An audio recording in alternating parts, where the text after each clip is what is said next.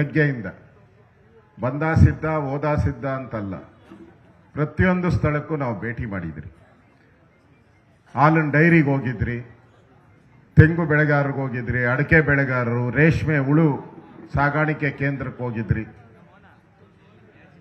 ನಾವು ನಮ್ಮ ರಾಜಕೀಯ ಜೀವನದಲ್ಲಿ ಸುಮಾರು 30-40 ವರ್ಷದ ರಾಜಕೀಯ ಜೀವನದಲ್ಲಿ ಪ್ರವಾಸ ಮಾಡಿದಾಗ ಇಷ್ಟೊಂದು ಹಸಿರಿರುವಂಥ ಜಾಗ ನಾನು ಜೀವನದಲ್ಲಿ ಯಾವತ್ತೂ ನೋಡೇ ಇಲ್ಲ, ಯಾವತ್ತೂ ನೋಡಕ್ಕೆ ಸಾಧ್ಯನೇ ಇಲ್ಲ. ನಾವು ಬೇರೆ ಬೇರೆ ಕೋಲಾರ, ಚಿಕ್ಕಬಳ್ಳಾಪುರ, ಬೇರೆ ಬೇರೆ ಜಿಲ್ಲೆಗಳು, ಉತ್ತರ ಕರ್ನಾಟಕ ಎಲ್ಲ ಹೋಗಿದ್ದೀರಿ. ನಾವು ಬಹಳಷ್ಟು ಕಡೆ ಎಲ್ಲ ನೀಲಗಿರಿಗಳನ್ನು ಹಾಕಿದ್ದಾರೆ, ಸಾವಿರಾರು ಎಕರೆ ನೀಲಗಿರಿಗಳು ಬರಡು ಬಿಟ್ಟಿರ್ತಾರೆ ಕೆಲವರು, ಉಳಕ್ಕಾಗದೇ ಇರುವಂಥದ್ದು. ಇಲ್ಲಿ 1 ಇಂಚೂ ಕೂಡ ಬೆಳೆ ಇಲ್ಲದ ಜಮೀನನ್ನ ಕೊಡಿ ಅನ್ನೋ ಪರಿಸ್ಥಿತಿ. ಇಲ್ಲಿ 1 ಇಂಚೂ ಕೂಡ ಬೆಳೆ ಬೆಳೀದೇ ಇರುವಂತ ಜಮೀನು ಸಾಧ್ಯನೇ ಇಲ್ಲ. ಇಲ್ಲಿ ಪ್ರತಿಯೊಂದರಲ್ಲೂ ಬೆಳೆ ಇದೆ, ಫಸಲಿದೆ. ನಾನು ಹಾಲಿನ ಕೇಂದ್ರಕ್ಕೆ ಹೋದಾಗ ಅಲ್ಲಿ ಹೇಳಿದ್ರು, ಹಾಲಿನ ಕೇಂದ್ರ ಸುಮಾರು 6 ಲಕ್ಷ ಲೀಟರ್, 6 ಲಕ್ಷ ಲೀಟರ್. ನಮ್ಮ ಡಾಕ್ಟರ್ ಹೇಳ್ತಾ ಇದ್ರು, ಲೋಕಸಭಾ ಸದಸ್ಯರು ಮಂಜುನಾಥ್ ಅವರು, ಸುಮಾರು ವರ್ಷಕ್ಕೆ 25 ಕೋಟಿ ಹಣ ಹಾಲೊಂದರಿಂದಾನೇ ಬರ್ತದೆ ಈ ಅಕ್ವೈರ್ ಆಗೋ ಭಾಗದಲ್ಲಿ. 25 ಕೋಟಿ. ನಾನು ಡಿ ಕೆ ಶಿವಕುಮಾರ್ ಅವ್ರನ್ನ ಕಾಂಗ್ರೆಸ್ ಕೊಡ್ತೀನಿ, ಏನಪ್ಪ 25 ಕೋಟಿ ಕೊಡ್ತೀರಾ ಪ್ರತಿ ವರ್ಷ ಇನ್ಸೆಂಟಿವ್ ಇದ್ರದ್ದು ಕೊಡ್ತೀರಾ? ಹಿಂದೆ ಯಡಿಯೂರಪ್ಪನವರಿದ್ದಾಗ ಹಾಲಿಗೆ ಸಬ್ಸಿಡಿ ಕೊಟ್ಟರು. ಆ ಪರಿಹಾರ ಇದೆಲ್ಲ ರೈತರೆಲ್ಲ ಹೊರಟೋದ್ರೆ ಆ ಪರಿಹಾರ ಕೊಡೋದೆಲ್ಲ ಉಳ್ಕೊಂತಲ್ಲ ಇವರಿಗೆ. ಕ್ರಿಮಿನಲ್ ಬುದ್ಧಿ ಅಂದ್ರೆ ಇದೇ ತಾನೇ ಇವ್ರದ್ದು.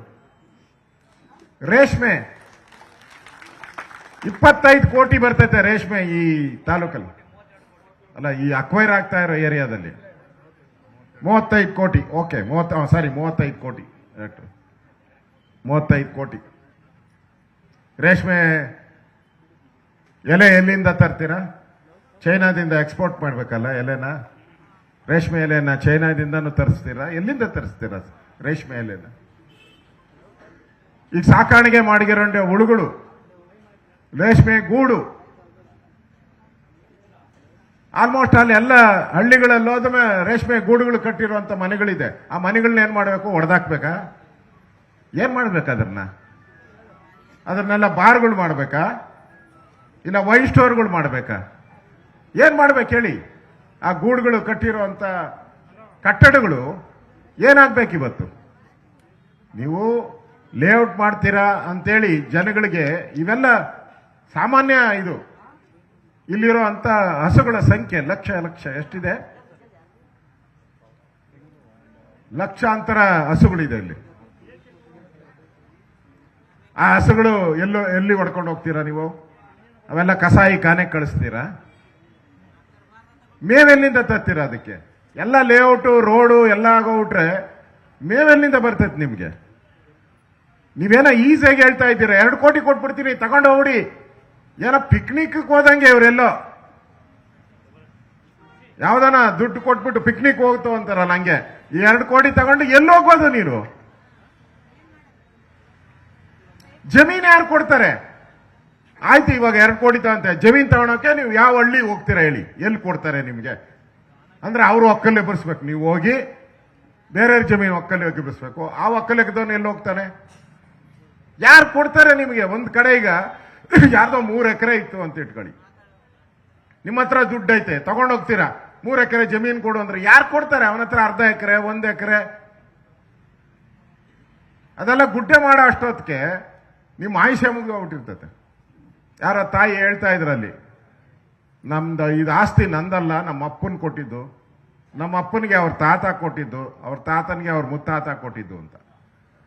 ಈ ತಲೆಮಾರುಗಳಿಂದಂತ ಆಸ್ತಿ, ಕಾಪಾಡ್ಕೊಂಬಂದಂತ ಆಸ್ತಿ, ತಾತ ಮುತ್ತಾತರು ಪಾಪ ಬೆವರರಿಸಿದಂತ ಆಸ್ತಿ ಇವತ್ತು ಕಣ್ಣು ಮುಂದೆನೆ ಹಾಳಾಗ್ತಾ ಇದೆ ಅಂತೆ. ಈ ಸರ್ಕಾರ ಒಂದು ಮಾತನ್ನ ಸಾರ್ವಜನಿಕರಿಗೆ ಹೇಳ್ಬೇಕು, ಇವತ್ತು ಕರ್ನಾಟಕದ ಜನತೆಗೆ ಹೇಳ್ಬೇಕು. ಏನಂತ? ಬಿಡದಿ ಜನ ನಮ್ಗೆ ಸೈಟ್ ಬೇಕು, ಇಲ್ಲಿ ಒಂದು 20,000 ಸೈಟ್ ಕೊಡಿ ಅಂತ ಯಾರಾದರೂ ಅರ್ಜಿ ಹಾಕಿದ್ರ? ಈಗ ರೇಷನ್ ಕಾರ್ಡ್ ಬೇಕು ಅಂತ ಅರ್ಜಿ ಹಾಕ್ತಿರಲ್ಲ, ರೇಷನ್ ಕಾರ್ಡ್ಗೆ ಅರ್ಜಿ ಹಾಕ್ತಿರ ನಾವು. ಬ್ಯಾಂಕಿಗೆ ಲೋನ್ ಬೇಕು ಅಂದರೆ ಅರ್ಜಿ ಹಾಕ್ತೀರಿ ನಾವು. ಹಂಗೆ ಯಾರಾದರೂ ನೀವು ರೈತರು ಇಲ್ಲಿ ಬಂದು ನಮಗೆ ಸೈಟು ಕೊಡಿ ಅಂತ ಹೇಳಿ ಅರ್ಜಿ ಹಾಕಿರೋದು ಕೊಡ್ತೀರಾ? ಒಂದು ಅರ್ಜಿ ಕೊಡಿ. ಇಲ್ಲ. ನೀವು ಸೈಟ್ ಮಾಡ್ಬಿಟ್ಟು ಯಾರು ಕೊಡ್ತೀರಾ? ಇಲ್ಲಿ ಯಾರೋ ಬರ್ತಾರೆ, ಎಲ್ಲಿಂದನೋ ಬರ್ತಾರೆ, ಯಾವ್ದಾವುದೋ ರಾಜ್ಯದಿಂದ ಬರ್ತಾರೆ. ತಮಿಳ್ನಾಡು ಬರ್ಬೋದು, ಆಂಧ್ರ ಬರ್ಬೋದು, ಕೇರಳದಿಂದ ಬರ್ಬೋದು. ಅವರೆಲ್ಲ ಇಲ್ಲಿ ಬರಕ್ಕೆ ನಾವು ಸೈಟ್ ಮಾಡಿ ನಮ್ಮ ಜಮೀನು ಮಾರಿ ನಾವು ಕೊಟ್ಟು ನಮ್ಮ ಆಸ್ತಿನ ಕಳ್ಕೊಂಡು ಬೀದಿ ಪಾಲಾಗಿ ಸರ್ಕಾರ ನಮ್ಮ ಹಾಲಂದು ಸಬ್ಸಿಡಿ ಉಳ್ಸೋಕ್ಕೋಸ್ಕರ, ಆಮೇಲೆ ನೀವು ಈ ದುಡ್ಡೆಲ್ಲ ಬರ್ತೈತಲ್ಲ, ಈ ದುಡ್ಡೆಲ್ಲ ಬಂದಮೇಲೆ ಮನೆ ಕಟ್ಕೊಬೇಕು. ಫಸ್ಟು ಮನೆಗೆ ಇನ್ನೇನು ಮಾಡ್ತೀರ? ದುಡ್ಡು ಬಂದ ತಕ್ಷಣ ಮನೆ ಕಟ್ಟೋದು. ಸರ್ಕಾರನೇ ಹೇಳ್ತೈತೆ ಮನೆ ಕಟ್ಕೊಂಬಿಡ್ರಿ, ಕಾರ್ ತಗೊಂಬಿಡ್ರಿ. ಒಂದು ವರ್ಷ ಪೆಟ್ರೋಲು, ಆಮೇಲೆ ಪೆಟ್ರೋಲ್ಗೂ ಕಾಸಿರಲ್ಲ. ನಮ್ಮದು ಜಮೀನು ನಮ್ಮದೇ ಸ್ವತಃ 65 ಎಕರೆ ಜಮೀನು ಬೆಂಗಳೂರು ಸಿಟಿಯಲ್ಲಿ ಜಾಲಹಳ್ಳಿಯಲ್ಲಿ HMT ಕೊಟ್ರಿ ನಾವು. 65,000 ಕೊಟ್ರು ಅವಾಗ. ಯಾಕೆ ಒಂದು 65 ಎಕರೆಗೆ 65,000 ಉಳಿದಿದೆಯಾ ನಮ್ಮ ಹತ್ರ? ಒಂದು ನಯಾ ಪೈಸೆ ಉಳಿದಿಲ್ಲ. ಒಂದೇ 3 ವರ್ಷಕ್ಕೆ ಖಾಲಿ ಆಗೋಯ್ತಲ್ಲ. ಮನೆ ಕಟ್ಕೊಂಡ್ರು ಚಂದ ಕುರಿ ಮಾಂಸ ತಿನ್ಕೊಂಡು ಬೋಗೋಯ್ತು ಅಷ್ಟೇ. ಇದು ಎಲ್ಲರ ಬಾಳು, ನಂದಂತಲ್ಲ, ಎಲ್ಲರ ಬಾಳು ಇದೇ ಆಗೋದು. ಅದಕ್ಕೆ ನಾನು DK ಶಿವಕುಮಾರ್ಗೂ ಹೇಳ್ತೀನಿ, ಒಳ್ಳೇದಪ್ಪ ನೀವು